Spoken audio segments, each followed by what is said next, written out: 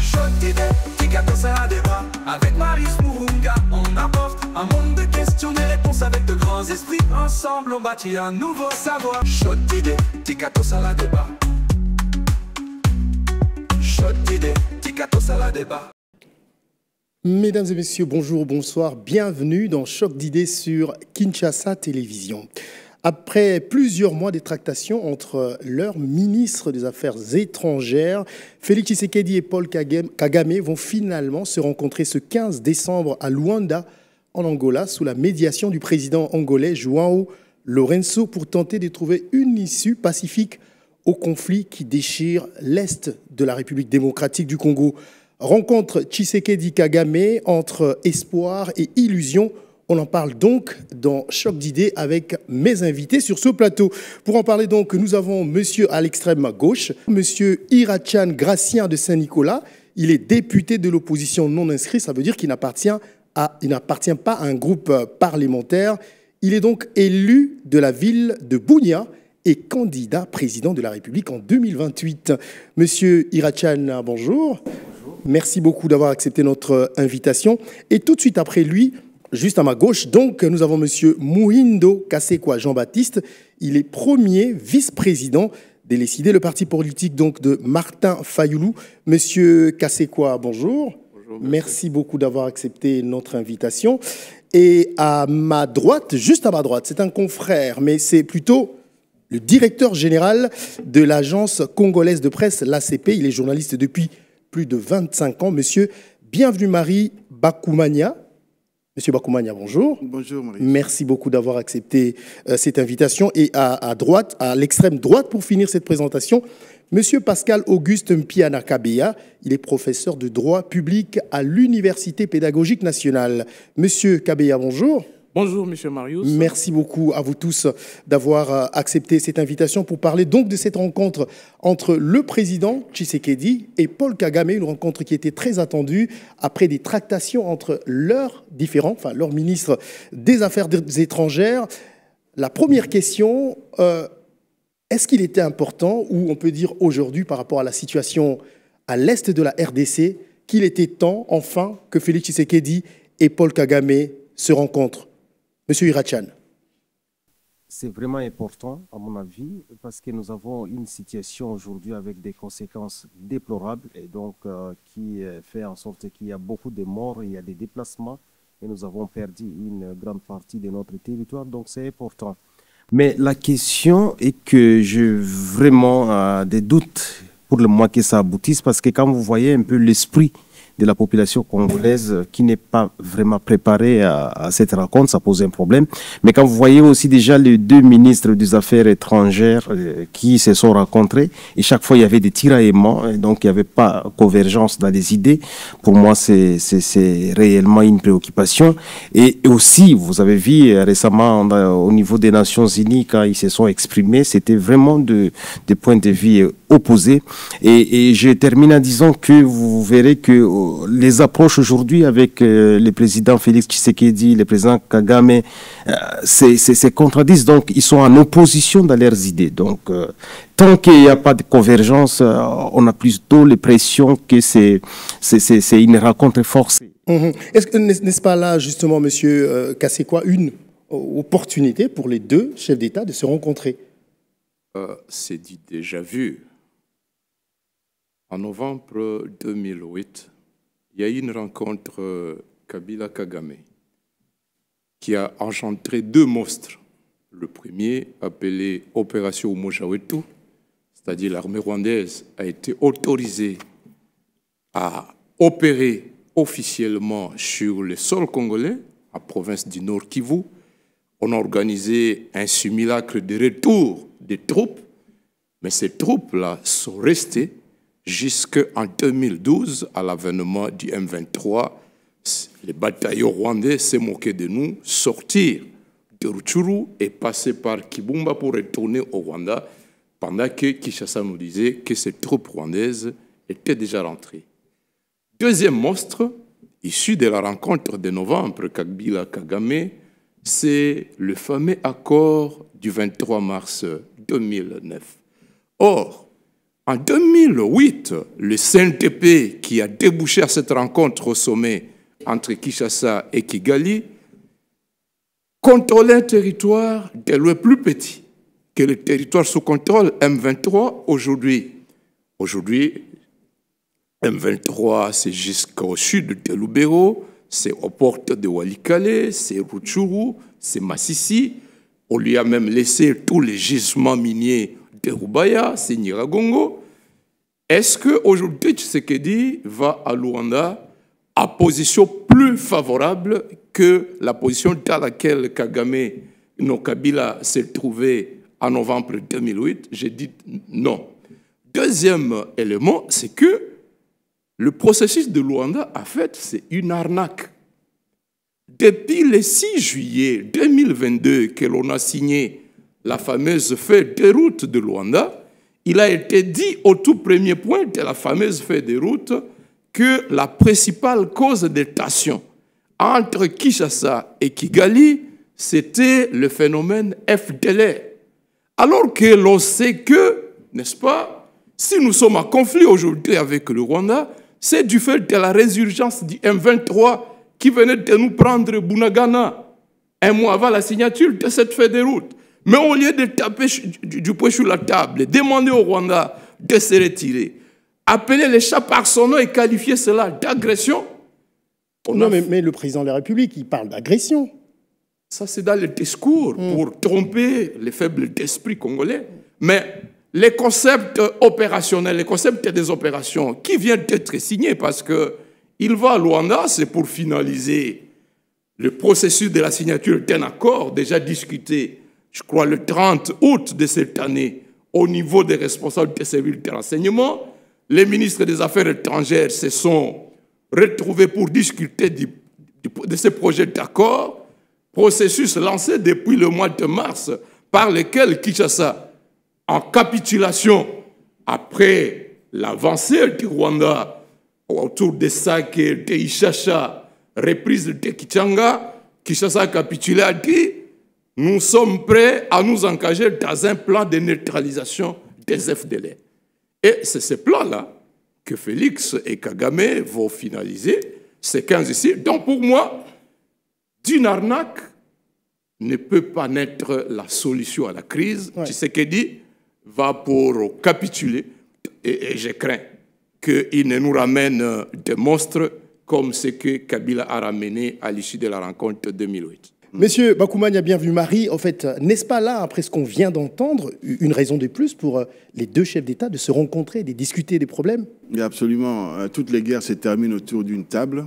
Et cette fois-ci, à la différence de 2008-2009, il y a eu une dynamique qui s'est mise en place. Et cette dynamique n'est pas seulement africaine, elle est également accompagnée par la communauté internationale. On me dira que la communauté internationale ne résout pas toujours des problèmes, mais je pense que cette fois-ci, le contexte est différent. Et le contexte est favorable à ce qu'on trouve une solution définitive. Parce que aujourd'hui, la préoccupation majeure, c'est d'enlever le prétexte de FDLR chaque fois avancé par Paul Kagame pour envahir la République démocratique du Congo. Si on enlève, lorsqu'on va arriver à enlever ce prétexte, cette fois-là, il n'y aura plus de raison pour que les troupes rwandaises traversent impunément les frontières nationales et puis occupent des territoires, tuent, pillent, déportent les populations pour en replanter d'autres. Je pense que le processus de Luanda, tel qu'il est mené par le président Lourenço, peut apporter des solutions différentes de ce qu'on a eu. Mais qu'est-ce qui vous le fait croire? Ce qui me fait croire, c'est que la manière dont les discussions ont été menées, je suis quand même ça de loin, un peu de très près aussi, c'est que le côté congolais, on avait des gens qui étaient informés de la chose et des gens qui ont fait des propositions, qui ont mis sur la table des choses qui sont réalisables, des choses qui peuvent permettre, et des choses qui ont permis aussi de mettre le Rwanda dos au mur pour arriver à cet accord. Ce n'est pas de gaieté de cœur que le Rwanda va à Luanda, ça il faut se le dire, il faut le retenir. C'est pas de gaieté de cœur, c'est parce qu'il y a eu un travail de désignation de l'agresseur. Et je pense que c'est ce qu'il faut mettre à l'actif du régime actuel, du régime Tshisekedi, on n'a pas eu du mal à indexer le Rwanda, ce qui n'était pas possible pendant une certaine période. On n'arrivait pas à pointer le doigt sur le Rwanda, mais le régime Tshisekedi, différents ministres, différents officiels, ils ont toujours pointé le Rwanda à chaque occasion. On dira que c'était des jérémiades. Bon, sur le plan de la diplomatie, qu'est-ce qu'on peut faire de mieux que de pointer l'adversaire dans ce qu'il fait dans votre pays sans être invité? Justement, sur le plan de la diplomatie, vous le dites, professeur Pascal Auguste Mpiana-Kabea, n'est-ce pas que dans le domaine diplomatique, parce que vous êtes professeur du droit international, le droit public. Le droit public, pardon, il est tout à fait normal que les portes restent ouvertes chaque fois que deux pays sont en conflit et que c'est une opportunité pour la RDC et le Rwanda de faire la paix? Merci beaucoup pour votre question. J'aimerais vous répondre en 3 volets. Lorsqu'il est question de résoudre un conflit, comme celui qui nous oppose au Rwanda, il y a lieu de prendre en compte ce que nous appelons, nous, l'approche polémologique. Cette approche qui tient compte des acteurs, des enjeux et des causes du conflit. J'entends M. Kassekwa parler de ce que c'est du déjà vu, mais je dois lui dire que les acteurs ne sont plus les mêmes. Mais Kagame et Tshisekedi sont les mêmes. Oui, Tshisekedi a pris le pouvoir en 2019 et depuis qu'il est là, il a bien souligné que la guerre de l'Est, s'il faut négocier, c'est avec le Rwanda et non avec les groupes rebelles qui se créent ça et là. Droit dans ses bottes, il a tenu sa logique et aujourd'hui, nous sommes face à face avec le Rwanda en train de chercher à trouver une solution. Mais c'est pas, je veux dire, c'est pas pour la première fois que M. Tshisekedi a rencontré Paul Kagame. Ils se sont rencontrés à plusieurs reprises justement pour chercher à trouver une solution à ce qui se passe à l'Est. Oui, on a l'impression que le problème est tel que, quel que soit le nombre de fois que les deux pourraient se rencontrer, si c'est pour donner la chance à la résolution du conflit, je pense qu'on doit accorder les bénéfices du doute à une telle rencontre, et il faut saluer cela. Parce que j'ai parlé de l'approche polémologique. Aujourd'hui, là, vous parlez de la dimension internationale du conflit, M. Bienvenu a fait bien de le souligner. C'est qu'en réalité, le Rwanda n'a plus la même posture qu'il avait il y a 10 ans d'ici, sur le plan international. Il se sent très affaibli. Et quoi de plus normal que la RDC puisse mettre sur la table la nécessité de pouvoir parler résolution de conflit, notamment, c'est la Libye même que le Rwanda a toujours avancé. Le fait que s'il vient en RDC, c'est parce qu'il y a des FDLR qui dérangent le régime de Kagame. Okay. Maintenant, nous allons dans ce que le Rwanda a toujours dit, nous voulons le rencontrer là-bas, et peut-être plus tard, on va voir. Dans tous les cas, la bonne solution à trouver doit être une solution pérenne. Donc j'encourage le président Tshisekedi dans sa démarche, mais il faudrait trouver des mécanismes que cette solution soit pérenne pour les biens du peuple. Parce que nous ne devons pas oublier que tout ce qui doit se faire, ça doit avoir le peuple comme centre d'intérêt. Alors justement, on va revenir à vous. Ça, c'était vraiment, sentez-vous à l'aise de demander la parole, parce que c'est moi qui l'accorde, pour vous contredire, parce que Choc d'idées est là pour ça, et dans le respect et l'écoute de ce que l'autre dit. Si nous considérons aujourd'hui ce qui se passe à l'est de la RDC, qu'on se dit que le Rwanda est en train de gagner, si on ne veut pas citer le M23, qu'il est en train d'acquérir des territoires congolais, quel serait, selon vous, alors, l'intérêt pour le Rwanda d'aller à la table de négociation, sachant que le Rwanda, on peut le dire, est en position de force? Marius, cette discussion-ci a l'avantage de regorger de grands esprits. Et donc, nous devons élever le débat. Voir les choses à toute lucidité, sans rire ni pleurer. Nous sommes tous Congolais et nous suivons de très près le processus de Luanda. Depuis la signature de la fameuse feuille de route de Luanda, de mon point de vue, nous devrions d'abord avoir le courage de reconnaître tous que le processus de Luanda est mal parti. Jean-Marie, un ami que je connais mieux informé, sait que avant qu'on ne signe Luanda le 6 juillet 2022, le Rwanda venait de nous agresser en prenant les contrôles de Bunagana le 13 juin. Le Rwanda, donc, devait être qualifié d'agresseur.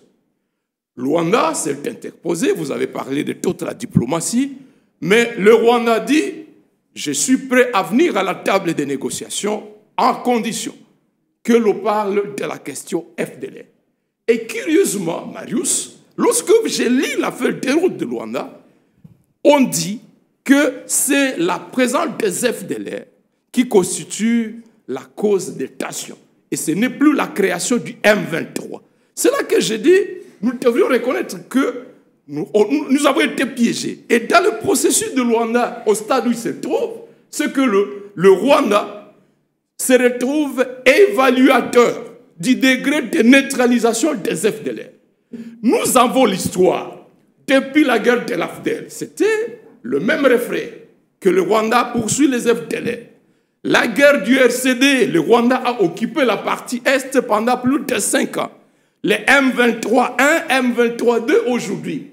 Est-ce que ce dimanche ici, 15, qu'on va lancer un processus? On a dit, après 3 mois, les opérations de neutralisation auront pris fin et le Rwanda va évaluer et dire oui, je suis satisfait, désormais, je n'interviens plus, les FDLR sont neutralisés. C'est un piège dans lequel nous sommes tombés. On devait changer le rapport de force pour contraindre le Rwanda à reconnaître que la présence nuisible de ces troupes sur notre sol constitue une agression. Et de cette manière-là, on est en train de recadrer, n'est-ce pas? Il faut recadrer le processus de Luanda. Mais si on y va tel que c'est défini là, chers amis, que vous soyez pour Tshisekedi ou contre, il y a d'abord l'intérêt de la République. Je vous ai fait un rappel. Kabila a signé des accords de ce genre. On a signé les accords de mixage en 2006. On en a payé le prix le plus lourd. Kunda s'est moqué de la République, que c'est par l'accord de mixage que Kinshasa était en train de financer le CNTP. On va revenir sur que l'État était devenu le logisticien de l'agression. Et donc, nous ne pouvons plus accepter, après toutes ces expériences, toute cette histoire de cette guerre, dont nous avons la maîtrise, que nous allions encore capituler, signer des accords qui mettent la République en danger. Il faut tout faire pour obtenir un recaltrage de ce processus de Luanda. Sinon, c'est une arnaque. Vous l'avez déjà dit. Merci beaucoup, honorable Gratien. Vous voulez réagir par rapport à ça? J'ai posé la question tout à l'heure. Je ne sais pas s'il a répondu parce qu'il a dit beaucoup de choses. Considérant que le Rwanda est en position de force avec les territoires tels que le gouvernement congolais l'accuse, qu'il a acquis jusque-là, est-ce qu'on peut dire que... Qu'est-ce que le Rwanda a gagné à venir à cette table de négociation? Bon, je crois que la question du conflit en RDC est très mal gérée, parce que quand vous voyez les approches politiques et même diplomatiques, souvent, ces approches ne convainquent pas. Pourquoi je le dis? Parce qu'il y a eu tâtonnement depuis toutes ces années, et la conséquence est que la guerre revient à tout moment. Donc, cette fois-ci, je pense qu'on ne va pas reculer, il faut avancer. Il faudrait que le président Félix soit très prudent. Vous voyez, il y a des accusations de part et d'autre. Pour la RDC, et ça je sais, il n'y a rien qui peut expliquer la présence des soldats rwandais au Congo. Je suis contre cela et je vais toujours condamner la présence de l'armée rwandaise au Congo. Pour le Congo, le Rwanda nous a agressés, et c'est vrai. Mais pour le Rwanda, il faut chasser les FDLR. Mais le vrai problème, comme il y a des accusations, notamment ici et là, il est important pour moi qu'on puisse adopter des approches de vérification. Parce qu'en fait, nous avons même un mécanisme de vérification, de suivi qui existe. Mais ces comités, est-ce que ça fonctionne? Ces mécanismes, est-ce que ça fonctionne normalement? On ne le sait pas. Pourquoi je le dis comme ça? Parce qu'il faut aller avec tact dans cette affaire de conflit de la région des Grands Lacs. Pourquoi? Parce que nous sommes un même peuple. Vous savez pourquoi jusqu'à aujourd'hui on n'a jamais si fermé la frontière entre le Rwanda et la RDC? Parce que ce sont des peuples qui vivent ensemble, qui traversent la frontière. En dehors de ça, nous sommes condamnés à rester des voisins jusqu'à la fin du monde. Donc on ne peut pas changer notre histoire. C'est vrai qu'on ne va jamais modifier la frontière, mais alors il faut faire en sorte que ces conflits soient traités d'une façon durable.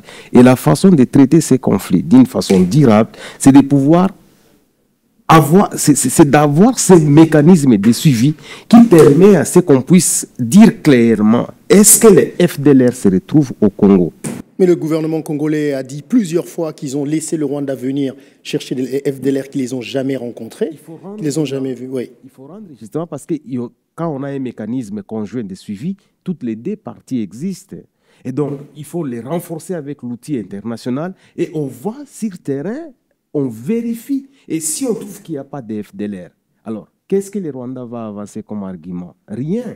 Et donc, le Rwanda doit quitter immédiatement le sol congolais à ce moment-là. Mais même s'il y a des FDLR, je ne sais pas, est-ce que c'est vrai, est-ce qu'il y en avait, mais je sais qu'il y en avait, mais les Rwandais ne devraient pas entrer au Congo. Donc, il faudra qu'on trouve un mécanisme pour que les Rwandais se retirent de la RDC et qu'il y ait une façon de résoudre ces problèmes pour que les Congolais ne soient pas affectés, parce qu'aujourd'hui, nous mourons sérieusement dans cette partie. Oui, et justement, vous êtes d'ailleurs député de l'Est, vous êtes le mieux placé pour nous le dire.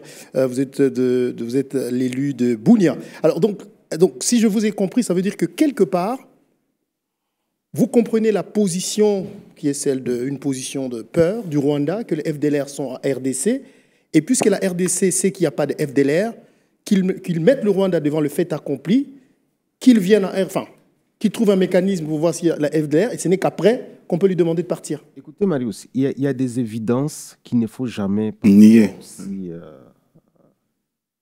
Chercher à cacher. Mm-hmm. Vous savez que nous avons plus de 150 groupes armés à l'est de la RDC. C'est une évidence. On sait que le Rwanda, en 1994, a déversé des militaires, les Iteramwe, les ex-FAR, au Congo. Qu'est-ce qu'ils sont devenus? Je sais qu'ils ont tué chez moi en Ituri, ils ont tué au Nord Kivu. Je sais que dans plusieurs convois, par exemple, on a attrapé des gens qui parlaient le Kinyarwanda. Et parfois, on parle des ADF, oui, mais nous, on sait qu'il y a des gens qui parlent le Kinyarwanda, qui tuent. Ils ont tué chez moi à Boga, dans les territoires d'Irumu. On les a vus partout, vers Ido, partout. Ils sont en train de s'y avec des enfants, des femmes. Il y a des témoignages qui existent. Ça veut dire que l'évidence est qu'il y a des groupes armés. Récemment, nous avons échangé avec le président Yoweri Museveni et il nous a dit effectivement qu'il y a cette problématique des groupes armés qui existent effectivement. Et quand vous les attaquez, ils se disloquent en groupuscules. Et donc, on ne sait pas les poursuivre. Ça devient un réel problème au niveau de l'Est de la République. Donc, si nous ne pouvons pas accepter que les groupes armés existent à l'Est de la RDC, et je le souligne, du nord au sud, parce que c'est en Ituri, au nord Kivu, au sud Kivu et une partie de Tanganyika, où j'ai eu à circuler moi-même partout à l'époque, il y a ces groupes armés qui existent. Alors, qu'est-ce que nous faisons en tant que RDC pour pouvoir neutraliser ces groupes armés? C'est aussi un problème.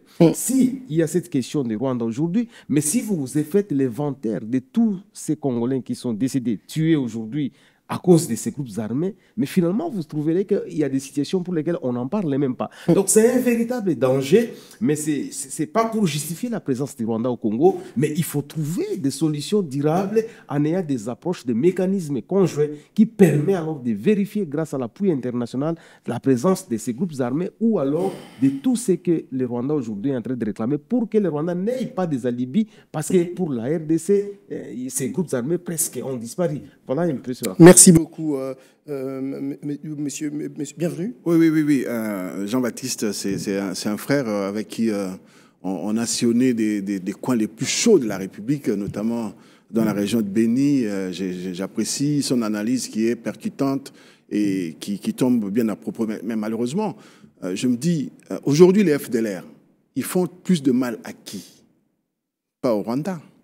Les FDLR font plus de mal aux Congolais parce qu'ils tuent, ils exploitent les ressources congolaises. Ça veut dire que vous confirmez la position du Rwanda qu'il existe bel et bien des FDLR en RDC. En tout cas, l'honorable vient de le dire, on ne peut pas nier les évidences. Il y a eu, en 1994, toute une armée qui a été déversée en République démocratique du Congo. Plus de 2 millions de personnes étaient entrées au Congo avec armes, bagages, femmes, banque centrale, chars de combat. Cette histoire date d'il y a 30 ans. Ah, ne vous en faites pas. Il y a une survivance. Donc aujourd'hui, ce qui est vrai, les génocidaires, est-ce qu'ils sont toujours, ils ont vieilli, mais est-ce que l'idéologie est partie? Est-ce qu'on peut se poser la question, est-ce qu'il n'y a pas une survivance de ceux qui avaient opéré les génocides en 1994? Ce sont des questions qu'on doit se poser. Et ces gens-là, ils avaient des enfants, ils ne sont pas tous partis. Laurent Désiré Kabila, on dit, le Rwanda, à travers la rébellion du FDLR, en ont tué 200 000. Mais après, il y a eu des survivances. L'ambassadeur d'Italie, selon plusieurs rapports, a été enlevé et tué par les FDLR. Ce sont des choses qui sont vraies. Et même quand le gouvernement s'engage à ce qu'on neutralise les FDLR, c'est qu'il y a quand même quelque chose qui existe, justement, qui fait qu'il faut les neutraliser. Le plus important, et c'est là où il y a la différence avec les processus qu'on a connus avant, le plus important ici, c'est qu'il faut enlever le prétexte. Parce que les processus d'avant ont tourné autour du pot en niant certaines évidences, en donnant l'impression qu'on a des choses à cacher. Aujourd'hui, on dit on n'a plus rien à cacher. Venez, neutralisons ensemble les FDLR, mettons un plan de neutralisation des FDLR, nous on est d'accord. Le plus important, je disais, et c'est là la conclusion de l'honorable Irachan que j'accepte, comment nous on fait pour que nous puissions neutraliser les 150 autres groupes armés, parce qu'il n'y a pas que le M23, il n'y a pas que le FDLR. Parce que tous les États ont l'obligation de neutraliser des groupes armés qui sont dans leur territoire. C'est pourquoi il y a ce renforcement des forces armées de la République démocratique du Congo avec le plan de programmation militaire qui permet la montée en force des FARDC. Ce sont des choses qu'on n'avait pas. On nous a dit qu'il y avait 2 milliards de dollars qui ont été déversés pour renforcer l'armée. Je pense qu'il faut appuyer davantage de ce côté-là. L'usage qu'on en a fait, je ne veux pas commenter ici parce que ce n'est pas les lieux, mais le plus important, c'est qu'il y a une réelle volonté aujourd'hui. On met les moyens pour qu'on puisse remettre en place une armée qui va commencer à défendre les frontières nationales. Parce que notre vrai problème, c'est que Mobutu, avant de partir, comme il était friand de la politique de la terre brûlée, il a disloqué l'armée. Et puis sont venus Laurent Désiré Kabila avec les armées étrangères qui n'ont jamais refusé de rentrer. Les Rwandais sont restés, notamment les Rwandais, les Ougandais, ils sont restés. Et puis après, il y a eu brassage, mixage, intégration, et tout ce que vous voulez. Donc on était en face des hommes porteurs des armes qui étaient les uns à côté des autres sans une coordination réelle. Alors justement, professeur, votre point de vue rapidement avant qu'on passe à autre chose. Oui, merci beaucoup, M. Marius. J'aimerais revenir sur ce qu'a dit M. Kassekwa. Cette façon de vouloir tout mettre à plat ne me paraît pas correcte. Parce que les efforts fournis par le président Tshisekedi pour amener le Rwanda à venir sur la table des négociations et peut-être même à accepter en demi-mot cette agression qui ne dit pas son nom, ces efforts-là sont alloués. Le président Tshisekedi a levé des options claires pour dire « je ne négocie pas avec le M23 ». Parce que derrière le M23, nul n'ignore qu'il y a le Rwanda. Je vais voir Kagame en face et lui demander de cesser d'agresser mon peuple. Il l'a répété autant de fois. Et le processus de Luanda, c'est un aboutissement, ne serait-ce que partiel, de ce que le président a levé comme option. Et nous devons accorder, comme je l'ai dit, les bénéfices du doute à tous les acteurs. Le Rwanda est venu là, comme disait M. Bienvenu, ce n'est pas de gaieté de cœur. Il y a été contraint au vu des enjeux géopolitiques et stratégiques mondiaux. Contraint par qui? Par le président Tshisekedi ou la communauté internationale? Non, par la communauté internationale, qui aussi s'est inscrite petit à petit dans la ligne droite de ce que le président était en train de défendre. On a vu les États, je ne sais pas, les États-Unis ainsi de suite, dire clairement qu'il y avait la présence rwandaise en RDC. Ça, c'est une victoire diplomatique. Cette victoire diplomatique a des conséquences heureuses. C'est le cas du processus de Rwanda. Et j'épouse alors la thèse développée par l'honorable Irachan et par M. Bienvenu. Il y a un après cet accord. C'est là que la RDC est tenue de pouvoir mettre les bouchées doubles. Alors, C'est après l'accord ici, suppose, quand nous enlevons au Rwanda son alibi, nous serons en position de force. Parce que, désormais, s'il y a des FDLR que nous devons tous traquer, nous le ferons pour que le Rwanda n'ait plus cet alibi-là. Des deux, il faut neutraliser tous les groupes rebelles qu'il y a à l'Est. Monsieur Kassé, quoi votre réaction? Oui, deux choses, Marius. Je suis de Goma, je suis de Rutshuru. Rutshuru, c'est le territoire le plus meurtri, le plus endeuillé au nom de ces fameux phénomènes FDLR. Chers frères, savez-vous qu'avec des preuves, il a été démontré que des FDLR rapatriés par la MONUSCO au Rwanda Sont revenus au Congo, oui. ont été retrouvés dans les rats du CNTP, du M23 1, M23 2, recyclés par le Rwanda pour être utilisés. Absolument, oui. Savez-vous qu'aujourd'hui, à l'heure où nous parlons, tous les habitants de Binza ne peuvent pas accéder à leurs champs au motif qu'ils sont tous FDLR. À Kategourou, à Kisharo, à Kinyanonye, les gens sont tués simplement parce que la Libye trouvée par le Rwanda, c'est dire vous êtes tous FDLR. Non, chers amis, nous ne pouvons pas donner au Rwanda la légitimité d'une agression sous prétexte que, en 1994, nous avons été contraints d'accueillir des citoyens rwandais. La question FDLR, j'en conviens avec Jean-Marie, nous en sommes les plus grandes victimes. Oui. Nous pouvons compter le nombre de morts, le nombre de véhicules incendiés sur la route Goma-Butembo, c'est innombrable.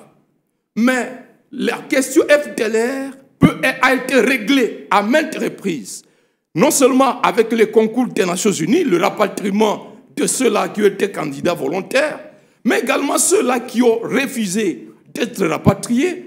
Il y a eu des initiatives locales à Walikale. La population a elle-même chassé les FDLR. On n'a pas besoin d'une agression rwandaise. Excusez-moi. Dans les Miriki, la population s'est elle-même mobilisée. Et donc, aujourd'hui, nous devrions mobiliser nos efforts pour dire, en 2013, nous avons obtenu de la communauté internationale la condamnation de l'agression, de la guerre du M23-1.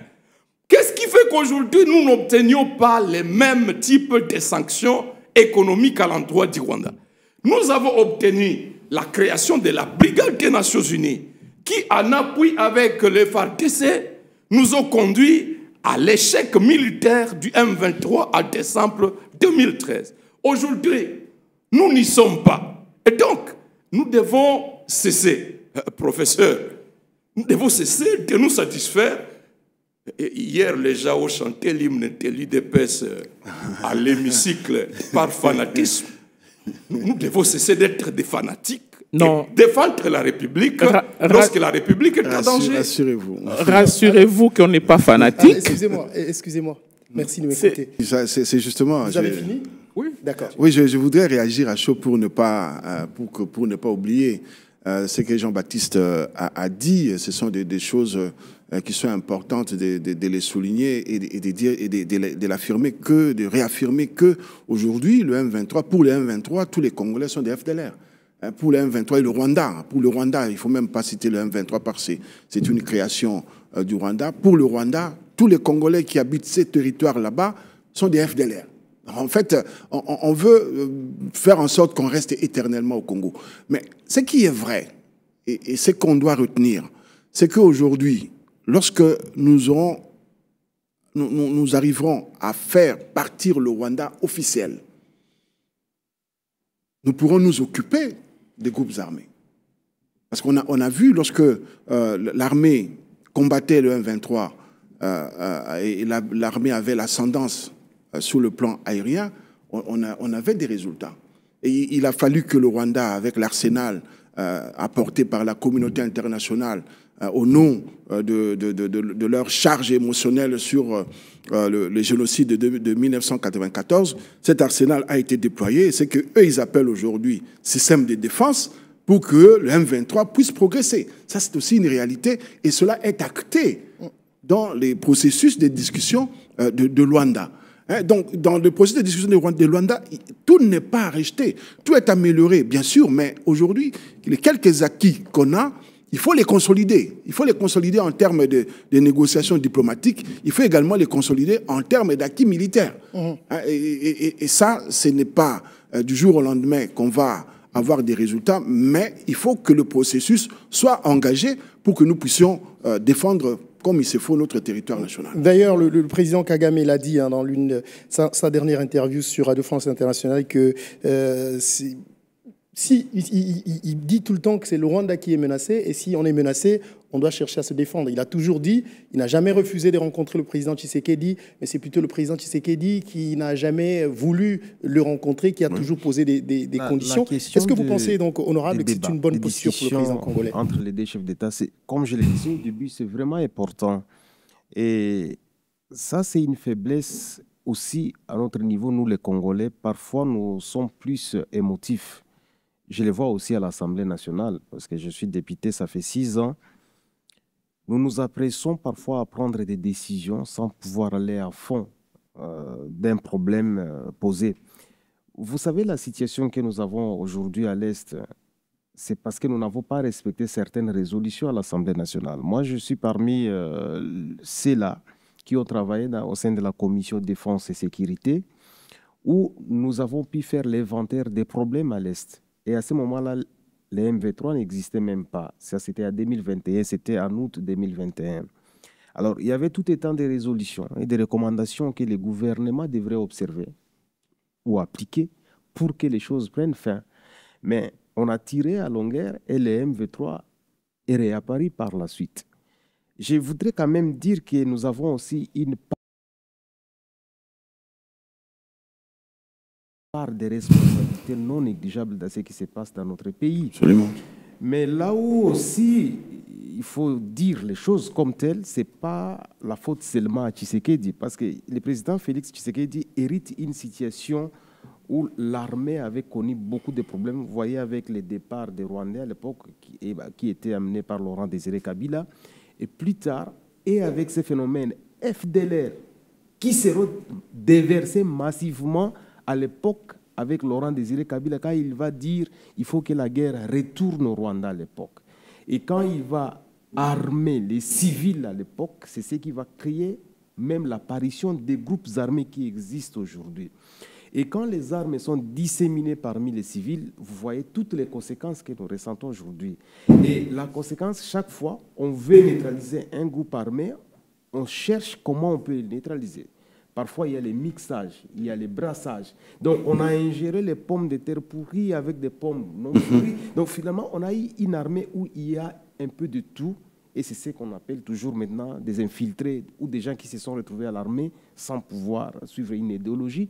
Et donc, ça crée une situation très compliquée aujourd'hui qui fait en sorte que notre armée ne parvient pas à respecter aussi certaines tactiques qui pourraient permettre à ce que la guerre prenne fin.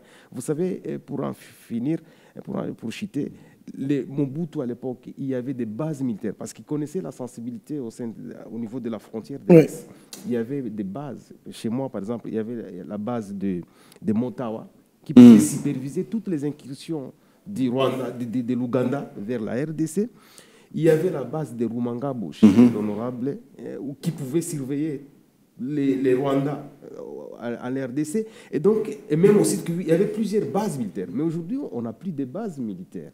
Et moi, j'ai fait la route, pratiquement, j'ai survolé, et j'étais même à forêt, là, à Beni, par exemple, à Ituri, comme au Nord Kivu, Sud Kivu, et même jusqu'à Minembwe, où j'étais à Arlé.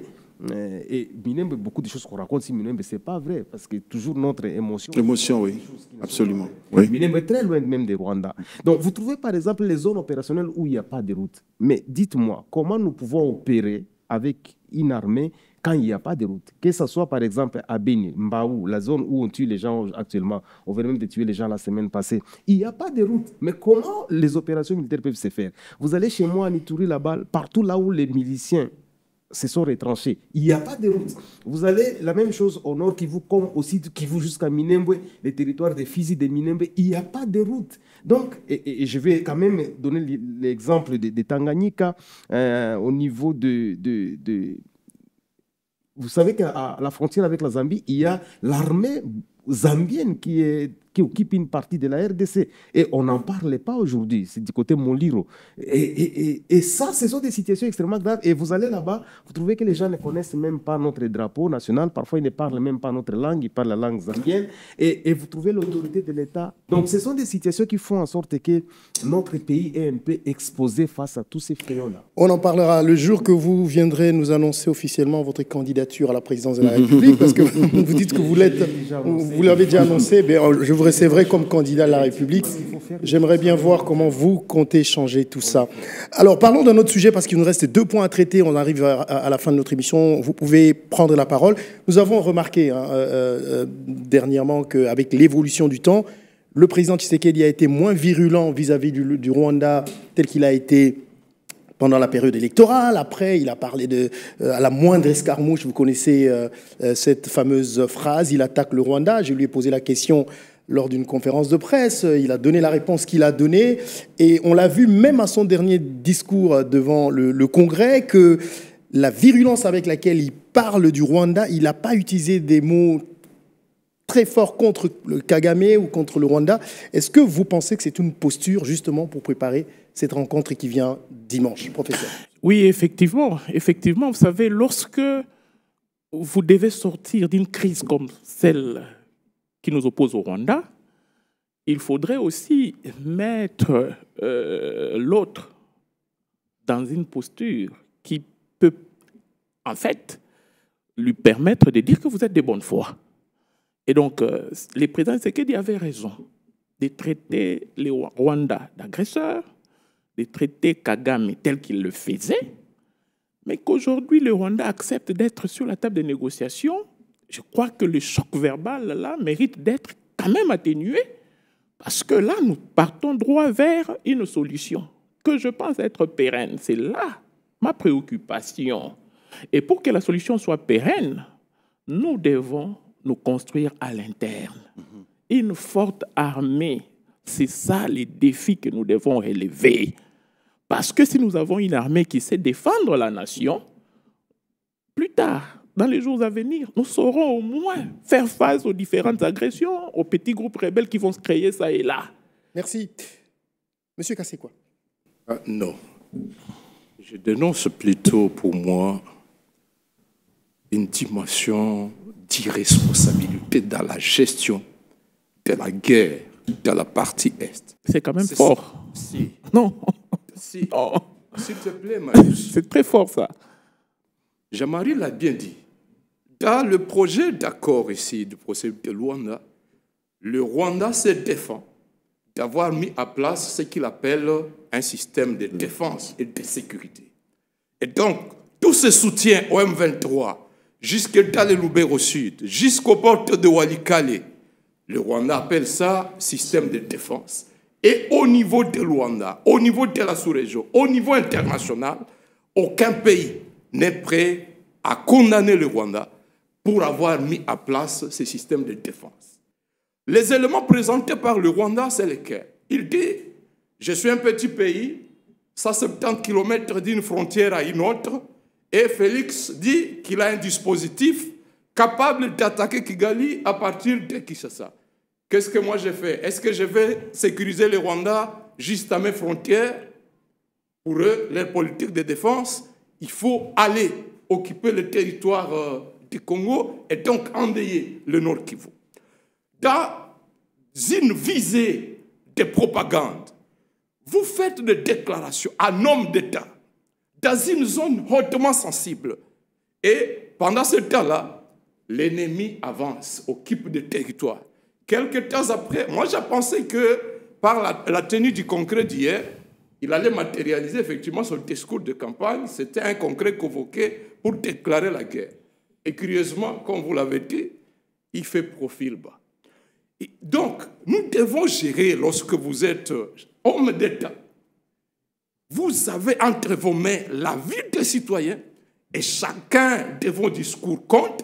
Et ici, il doit avoir le courage de dire, chers compatriotes, eh bien, j'ai connu des dérapages de discours qui ont entraîné une montée, une escalade de la situation. Et ça, ce n'est pas responsable de sa part. Alors, si vous dites, excusez-moi, parce que ce que vous êtes en train de dire, c'est vraiment, on sent qu'il y a un problème. Mais n'est-ce pas la rencontre entre les deux présidents une opportunité pour régler des problèmes que vous êtes en train de Non, alors, soulever? la rencontre, Oui. s'il te plaît. Quelqu'un a dit la diplomatie sans un rapport militaire favorable sur le terrain, c'est comme de la musique sans instrument. Le Rwanda, le professeur dit, le Rwanda est obligé, contraint d'aller à Luanda. Non, prof, en 1994, lorsque la situation du Rwanda a dégénéré, le FPR venait de signer l'accord d'Arusha. C'est au retour de Tanzanie que Habyarimana a connu ce qu'il a connu. Donc, le Rwanda a toujours fait, comme l'Ouganda, la stratégie de talk and fight. Le Rwanda n'a jamais refusé même de signer n'importe quel accord. Dans l'entretien sur le terrain militaire, le Rwanda évolue.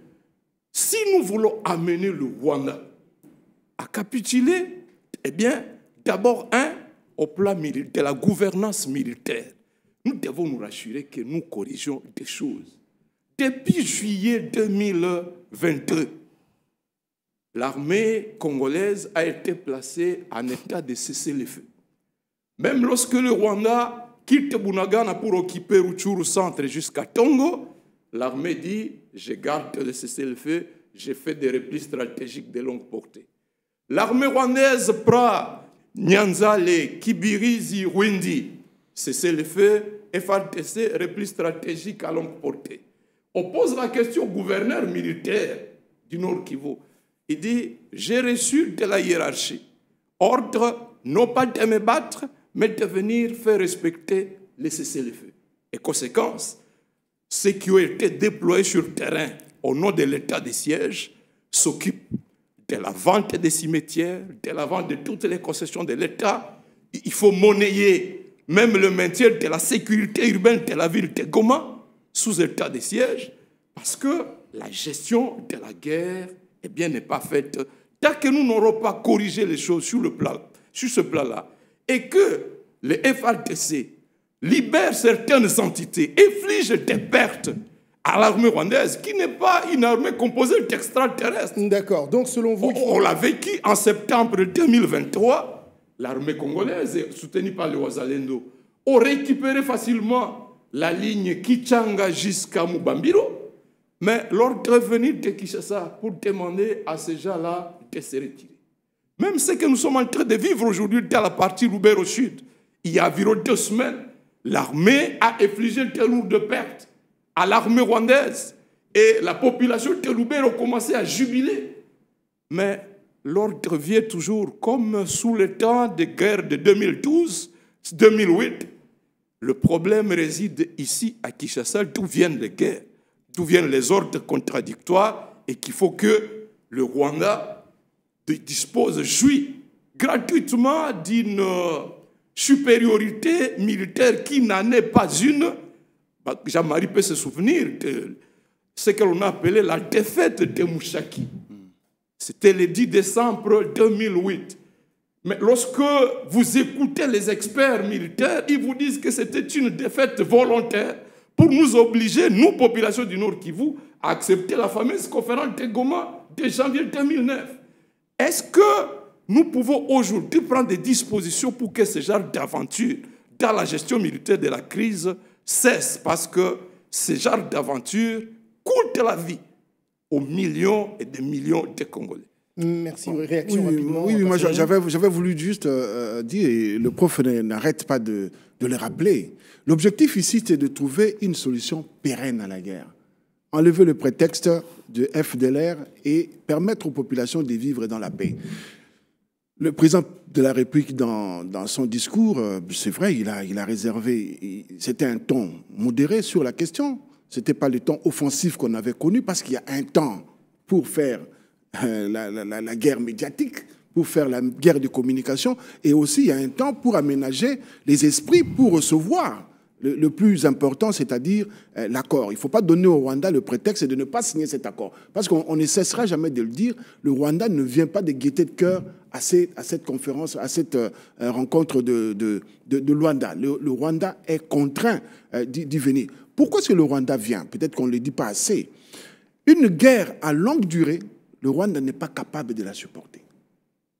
Parce que le Rwanda, il se disait, ça va prendre 6 mois, 7 mois, c'est fini. Malgré toutes les richesses de la RDC dont on lui accuse d'avoir amassé. Ah oui, parce que plus ça dure, plus tout le monde se rend compte que le Rwanda est là. Et le Rwanda n'a pas l'intention de saboter la chaise sur laquelle elle est assise, parce que le Rwanda se met sur des béquilles de la communauté internationale qui apporte qui de l'eau, qui des armes, qui à manger. Et donc là, le Rwanda veut aller vite se désengager dans cette guerre à travers l'accord qui sera signé à Luanda. Mais tout de suite, il faut pas être naïf, ils vont chercher d'autres prétextes. Mais pour le moment, là, les plus importants pour la République démocratique du Congo, c'est d'enlever le prétexte principal, la présence des FDLR. Parce que ce prétexte-là, il est potable auprès de la communauté internationale. Professeur. Je partage l'opinion de M. Kassé, lorsqu'il dit qu'il faut trouver une solution, il faut réorganiser l'armée et tout ça. C'est tout ce que nous disons en tant que patriotes. Mais ce que je ne partage pas de tous ces propos, c'est de dire qu'il y a eu des propos irresponsables. C'est quand même très fort. Et un homme politique, il serait mieux. Et un homme d'État, il serait mieux. Peut-être plus tard, je n'ai aucune leçon à lui donner, mais il serait mieux de ne pas tenir de tels propos. Nous sommes dans un processus. Lorsque vous avez un adversaire en face, tout dépend des enjeux qu'il y a. On peut avoir une approche logique, une approche de guerre, d'oppression verbale. Justement, vous savez que même ce que le président Tshisekedi était en train de dire à l'égard de Kagame, ça avait des effets. Parce qu'entre-temps, il y avait des réactions de sa part. Des réactions, des jérémiades. Des jérémiades, d'ailleurs. On n'avait jamais enregistré le cas de Kagame, oui. Ça avait des réactions. C'est aussi une manière de combattre. C'est aussi une manière de combattre. Et au-delà de tout, dans ses propos, tantôt il affirme que les FARDC sont infligés des défaites. Mais pourquoi ne pas louer déjà ces efforts-là? Nous sommes tous là pour penser Congo, pour rêver Congo, pour trouver une solution pérenne. Ce qui est fait de bien, ça doit être salué. Parce que nous ne sommes pas venus ici pour faire l'apologie du Rwanda. Ce que le Rwanda fait, ça doit nous choquer. C'est pourquoi nous disons, nous soutenons le processus de Luanda. Si c'est un processus qui diffère des autres du fait de ces approches actuelles, nous le soutenons et nous disons que la RDC doit se comporter comme le président Tshisekedi l'a toujours dit, en état responsable, en organisant son armée en vue d'assurer son autodéfense.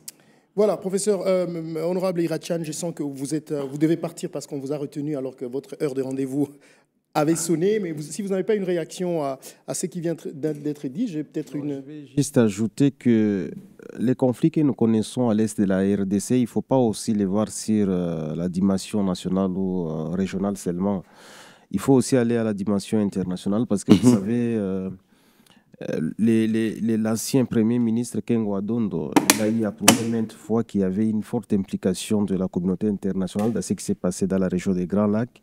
Et vous savez que nous sommes allés contre les droits humanitaires, d'abord en acceptant que les réfugiés rwandais à l'époque entrent avec les armes, ça ne pouvait pas être acceptable. Donc, si on est allé à accepter comme ça, il y a eu pression de la communauté internationale. Et moi, dans toutes mes allégations, quand je parle avec les ambassades européennes ou américaines, je leur dis toujours, vous avez aussi un rôle non négligeable à pouvoir jouer dans ces conflits et que les problèmes qui se passent aujourd'hui en RDC doit aussi attirer l'attention de la communauté internationale. Et ça, il faut toujours les rappeler aussi aux Européens et aux Américains, parce qu'à un moment donné, nous pensons que, bon, et ils viennent pour nous. Oui, je ne suis pas contre les Blancs, je ne suis pas contre les Européens et les Américains, mais nous devons toujours voir bien pour prendre notre responsabilité à notre place. Est-ce qu'on peut voir justement... Aujourd'hui, en tout cas, c'est aussi la communauté internationale qui a voulu essayer que les armes entrent au Congo. Est-ce qu'on peut voir justement dans cette j'appellerai pas ça précipitation, dans cette opportunité de se rencontrer, la venue du président américain en Angola qui pourrait avoir précipité cette rencontre d'une certaine façon, plus qu'on parle de... C'est possible. Vous avez vu, par exemple, ces corridors-là. Je me dis, sur quelle base on va chercher les mines en RDC et on doit l'évacuer par Zambie, par l'Angola? Il y a un problème. Pourquoi on ne peut pas évacuer ces minerais Directement par le Congo. Directement par notre voie qui mène sur l'océan Atlantique. Mais pourquoi on passe pas? Donc, une fois de plus, on risque d'être roulé. Et là, vous avez vu que ce sont des enjeux politiques qui vont se jouer sur les 30-50 ans à venir. Et voilà qu'on va être roulé. Et si jamais on construisait ces corridors de Matadi, par exemple, jusqu'au niveau de Kolwezi, c'est la RDC qui gagne. Parce que notre minerai va transiter par l'Angola. Pourquoi? Ok, ça, c'est une autre raison. Ça, c'est un autre débat dont on parlera. On est arrivé à la fin, mais c'est une occasion peut-être pour vous exprimer si vous n'avez pas répliqué. Je vais vous donner à tous la dernière parole pour conclure cette émission avec ce que vous avez à dire. Oui. Évidemment, vous faites allusion à la rencontre. De manière objective, le processus de Luanda, il est mal parti, c'est une arnaque. Et ceux qui le soutiennent parce que c'est ce que l'on appelle, un ami appelé la diplomatie de l'enfant unique. C'est le seul processus que nous avons. Mauvais ou pas, mais bon, on n'a pas de choix à Kuna Ingine. Voilà comment on le dit. Oui. Mais, chers amis, à toute objectivité, nous devons, les laboratoires qui entourent Félix doivent retravailler pour obtenir la requalification de ces processus. Mais dans les termes actuels, eh bien, nous sommes tombés dans un piège qui risque de nous être fatal. Deuxième élément de précision, Jean-Marie dit que le Rwanda n'est pas prêt, capable de supporter une guerre à longue durée. J'ai mené 2 enquêtes, Jean-Marie. Bienvenue, Marie. Oui, c'est pas grave. Le M23 qui a pris le contrôle de toutes les routes qui ravitaillent Butembo, qui ravitaillent Goma, a instauré un système tel que sur chaque véhicule transportant 10 tonnes, le Rwanda perçoit $520 par course. Et j'ai calculé une moyenne d'environ 60 véhicules par jour, calculé sur un mois. Et le M23 vient de faire 3 ans aujourd'hui. Comptez ce que le Rwanda tire de l'exploitation des mines de Rubaya. Mines riches à coltan. La ligne, c'est Rubaya, c'est Mushake, Kichanga, Tongo, et puis vers le Rwanda. Comptez le fait que Goma, toute ces zones de Rutshuru, Kanyabayonga, deviennent le débouché de tous les produits à provenance du Rwanda. À partir du moment où toutes les routes de ravitaillement de Goma sont occupées, route Minova-Sake occupée par le M23, route Kichanga-Goma occupée, route Rutshuru-Goma occupée, le Rwanda déploie. Et donc, cette guerre-là, si le Rwanda dit qu'il vient chercher les véritables FDLR que le Rwanda vient chercher, ce sont les minéraux. Le véritable FDLR que le Rwanda vient chercher, ce sont ces enjeux économiques. Et il n'est pas prêt, si une main forte ne l'oblige, cette main forte, ça signifie que diplomatiquement, nous obtenons que des sanctions économiques lui soient infligées, pas le folklore de Rwanda tel qu'il est chanté là, où une agression est appelée système de défense et de sécurité de l'agresseur. Ça, c'est du folklore. Changer le rapport de force, c'est au plan militaire. Et là, il faut que les Congolais se parlent. On a fait de la guerre un business. Ou pour déployer tel ou tel dans la chaîne de commandement, c'est en fonction des affinités tribales. Irachan, il est de Bounia, il est de la région. Il sait de quoi je parle. Nous avons évalué l'état des sièges ensemble. Où sur 74 millions de dollars débloqués, on vous dit que 68 millions ont été consommés par les états-majors à Kinshasa. Et personne n'est sanctionné. On ne peut pas gagner la guerre dans un contexte comme celui-là, chers amis. Merci beaucoup, M. Kassekwa, M. Bakoumania. Écoutez, aujourd'hui, contrairement à mon ami et frère Jean-Baptiste, nous n'avons pas que ce processus. Il y a aussi le processus militaire, le renforcement des FRDC. C'est quelque chose qui se fait. Ce n'est pas l'honorable Irachan qui va me contredire parce que les fonds, l'argent, le plan de la programmation militaire, elle est en train d'être appliquée. Ce qui est vrai, et c'est ce qu'on doit tous reconnaître, c'est qu'il y a aussi des problèmes au niveau de la gestion de l'armée. Ce sont des choses à corriger. Ça, c'est à l'interne. Mais aujourd'hui, à l'externe, le processus qui est en cours, qui va aboutir le 15 par un accord, c'est un processus qui a été mené. Mais on l'espère. Ben, jusque-là, il n'y a pas d'information contraire.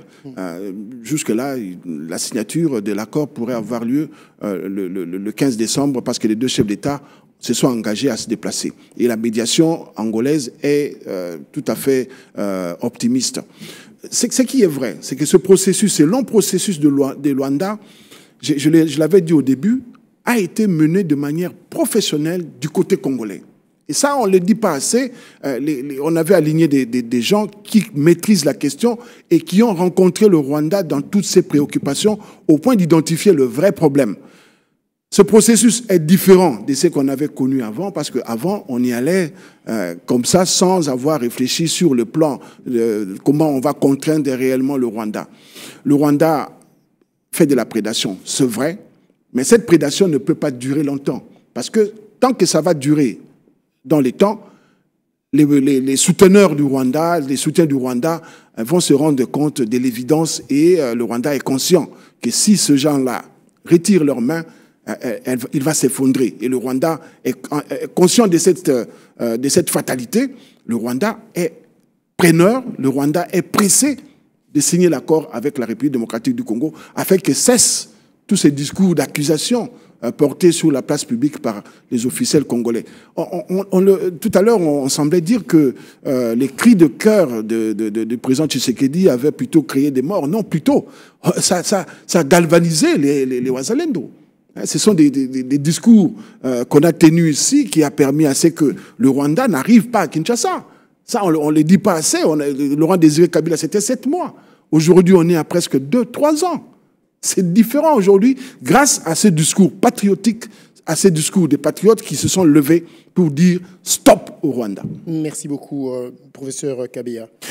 Piana Kabeya. Pardon. Vous préférez les deux, Piana Kabeya. Ah oui, ouais, d'accord. Merci Sinon, beaucoup. c'est pas vous. Merci beaucoup. En tout cas, le processus de Luanda, à mon sens, c'est une opportunité que la RDC ne saurait négliger au vu de tout ce que nous avons mis sur la table contre le Rwanda jusqu'ici. Jean-Marie Kassekwa, c'est ça le nom? Jean-Baptiste Kassekwa dresse un bon tableau, oui. Un état des lieux que nous tous nous dressons d'ailleurs.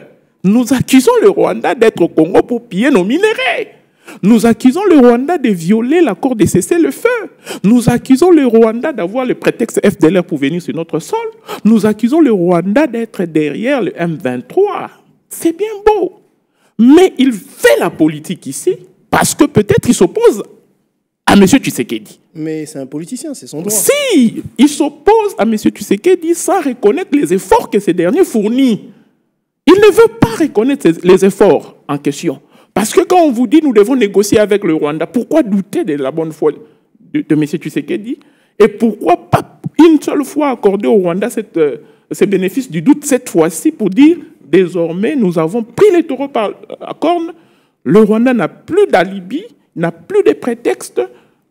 Et donc, puisque nous touchons l'affaire au fond, tel que prévu, et donc nous pouvons trouver une solution pérenne. Voilà, honorable Irachan, on va finir par vous. Oui, je pense qu'en matière de la sécurité à l'est de la RDC, ou tout ce que nous connaissons comme conflit, les peuples congolais soutiennent les chefs de l'État parce que c'est une situation vraiment de patriotisme. Et ça, c'est ce qui est vrai. Mais nous avons notre responsabilité. Ce n'est pas tous les Congolais. Hein. Il y en a un ici qui le soutient.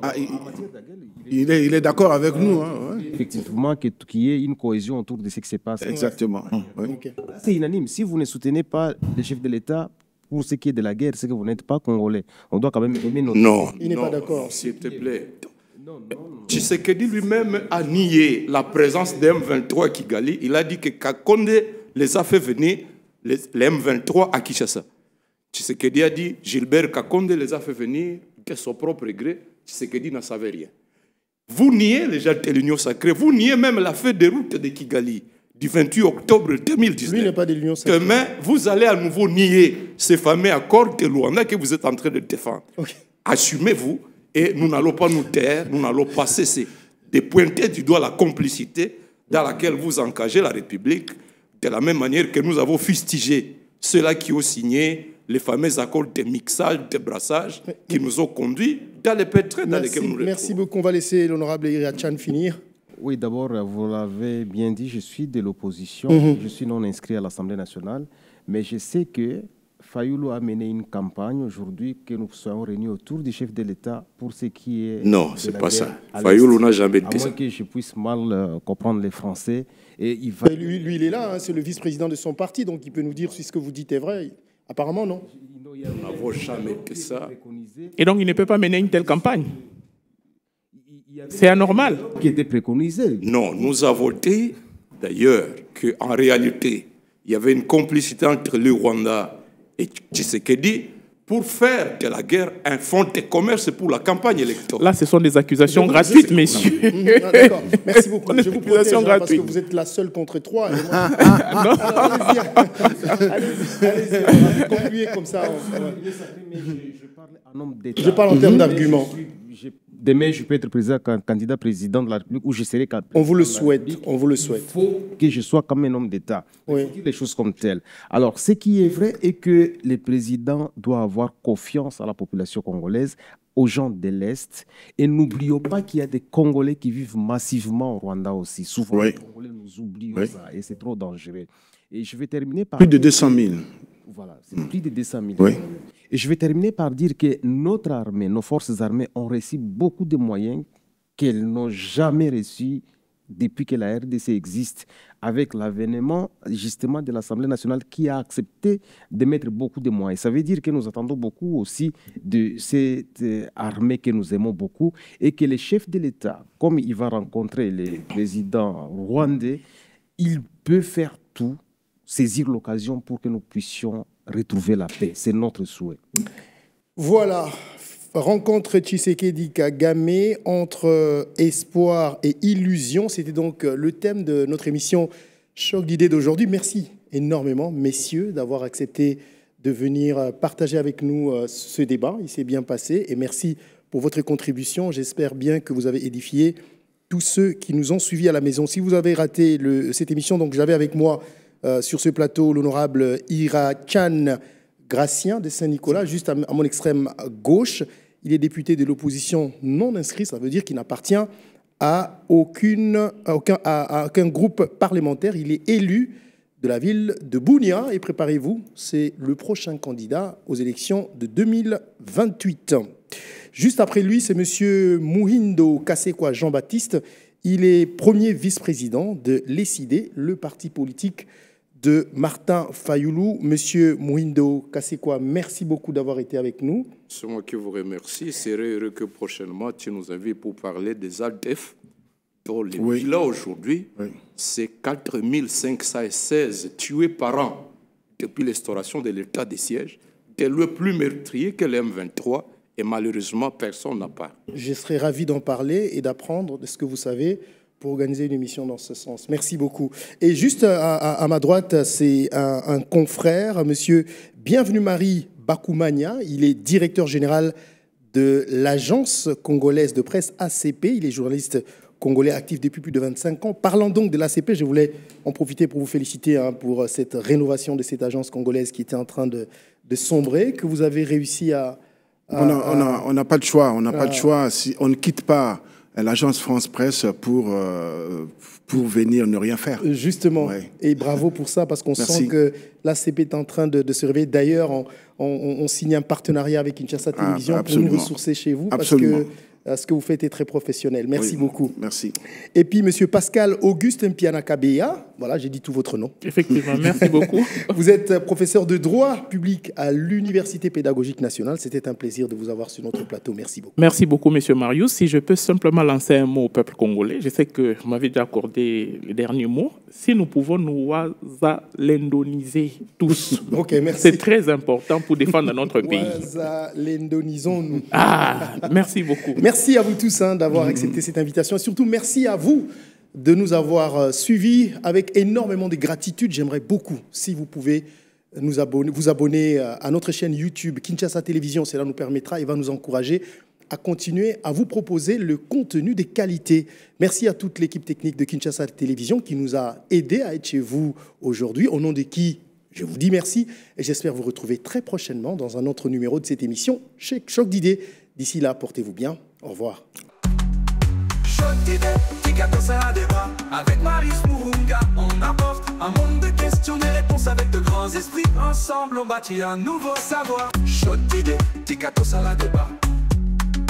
Choc d'idées, Tikatosa débat. Avec Maris Murunga, on apporte un monde de questions, des réponses avec de grands esprits. Ensemble, on bâtit un nouveau savoir. Choc d'idées, Tikatosa débat.